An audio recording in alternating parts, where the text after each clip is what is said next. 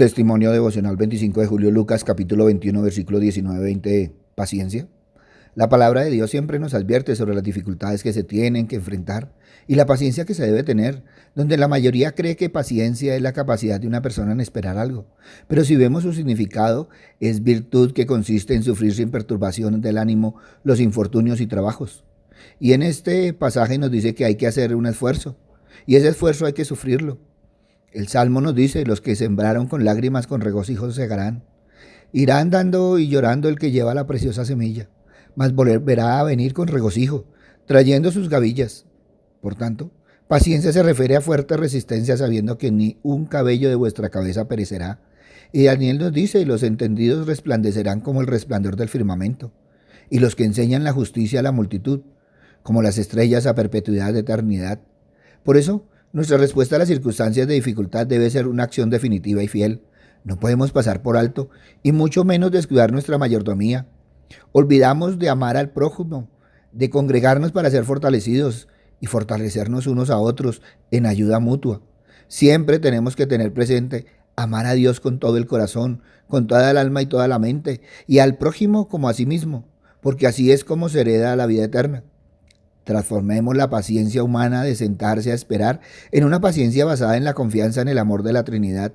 También nos gloriamos en las tribulaciones sabiendo que la tribulación produce paciencia y la paciencia prueba y la prueba esperanza y la esperanza no nos defrauda porque el amor de Dios ha sido derramado en nuestros corazones por el Espíritu Santo que nos fue dado. Donde la paciencia nos ayuda a perseverar en la fe, manteniéndonos firmes en Cristo, fortaleciéndonos en el Espíritu Santo por medio de la palabra de Dios y la oración. Pero cuando no está presente la paciencia, se cae en desesperación, estrés, impaciencia, incredulidad, alejándonos de la Trinidad, dejándonos vulnerables a la tentación y al pecado. Le pasó a Moisés, después de 40 años de paciencia con el pueblo de Israel, por las muchas murmuraciones, golpeando la peña. Le pasó a Nahán, con la condición de Eliseo, saliendo enojado. Le pasó a Jonás, por ver destruida Nínive.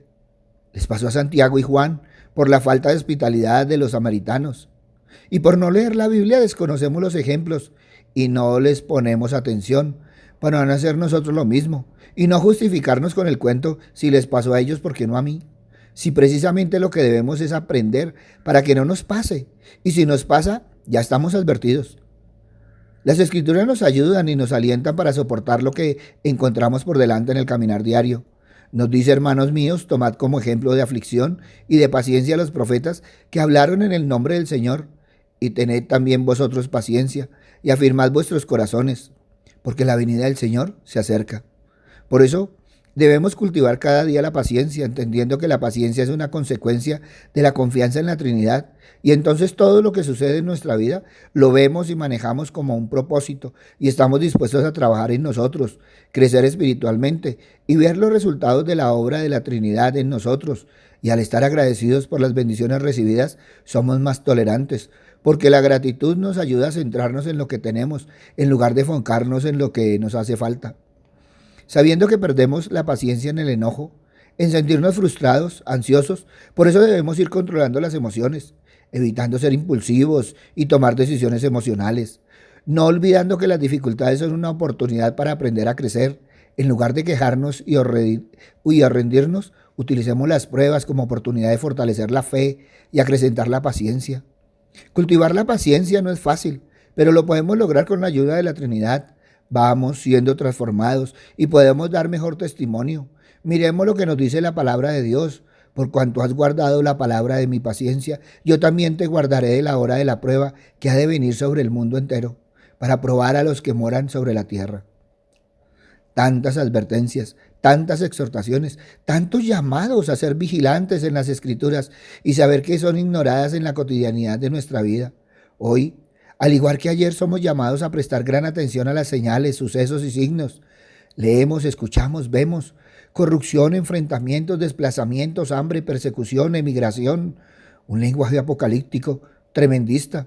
Pero la palabra de Dios nos exhorta a tener ánimo, esperanza, debiendo entender que Cristo es el Señor y dueño de la historia y los acontecimientos, pero también que como cristianos tenemos la consigna de vigilancia, prestando atención a los tiempos que estamos viviendo y los tiempos que señaló Cristo. donde cada uno de nosotros somos indefensos, impotentes ante tales sucesos, pero no debería causarnos extrañeza de los eventos porque ya fuimos advertidos para que estuviéramos en guardia, donde todas nuestras palabras, todas nuestras acciones deberían reflejar la conciencia de estar listos y preparados para estos hechos, esforzándonos de dar el sentido correcto a nuestra vida, de andar en nuestra fe, de acrecentar cada día para poder cada día ver el mundo con los ojos que Cristo lo ve. El hombre olvidó que Dios dio el mundo para ser administrado, en una administración con amor, con prudencia, con tolerancia, con justicia, con verdad, con misericordia y generosidad. Y dejamos que Dios fuera sacado de las escuelas, de la política, de la constitución, de los hogares y hasta de la iglesia. ¿Y cuántos cristianos lo sacan de su vida? Todo porque no tomamos en serio las advertencias que Dios nos dio, que Cristo dijo, que el Espíritu Santo advierte una y otra vez, siendo exhortados a ser cristocéntricos, dejando que la Trinidad ocupe todos los espacios, no separándonos de ellos en nuestra vida cotidiana. Entendamos que siempre Dios quiere que vivamos en familia, cuidando unos de otros. No permitamos que nuestro mundo nos aleje de la familia sanguínea y de la familia de Dios. ¿No has caído en cuenta que teniendo tanto tiempo siempre resulta algo a la hora de la enseñanza, a la hora de la reunión, a la hora de la oración?